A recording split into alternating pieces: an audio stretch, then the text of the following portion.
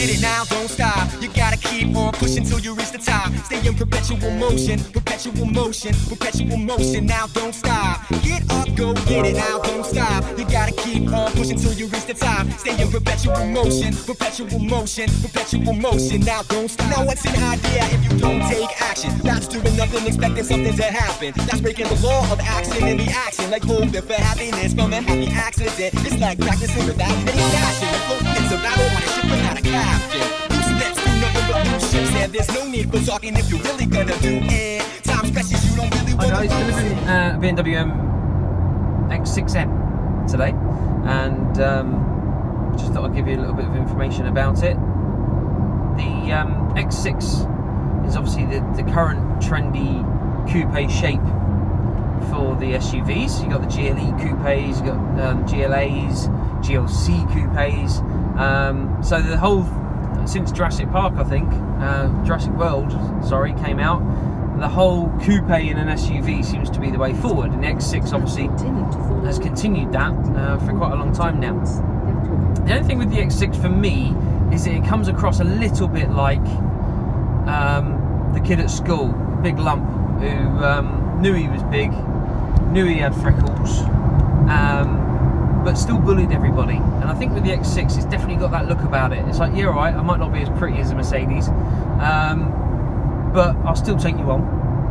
And it has got that BMW bullishness about it. Performance wise, of course it's got a performance. Does it sound as good as a 63 AMG? No. Is it up there with the 45, 43s and 45s? Yep, 100%. And I think that's probably the market that it's in.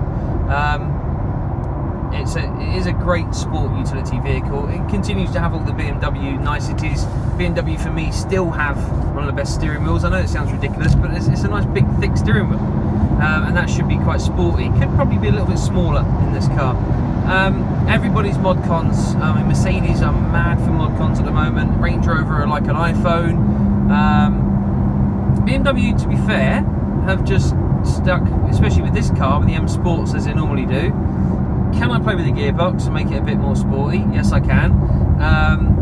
Can I do that with the ride, the engine and the steering wheel? Yes. Can I individualise it? Yes, I can. That can be a bit complicated if I'm honest, but simple buttons that say comfort, sport, sport plus, pretty self-explanatory. When you start programming it, as with all these cars, it can get a bit complicated. You just want to get in and drive it.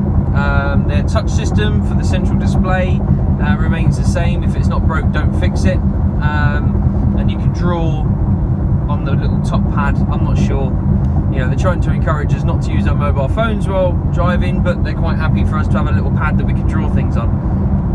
Never been comfortable with that, but as far as the functionality of everything else is concerned, it's still everything that BMW do, and BMW are very, very functional. The comfortability in the ride, yeah, it's good. Obviously we've got a blood red interior on this one, which you either love or hate, you know the script. But yeah, obviously it's comfortable, heated seats, all the climate controls and bits and pieces that go with it. So many ways to control the bolster on the seat as well, bringing it on the sides for your love handles.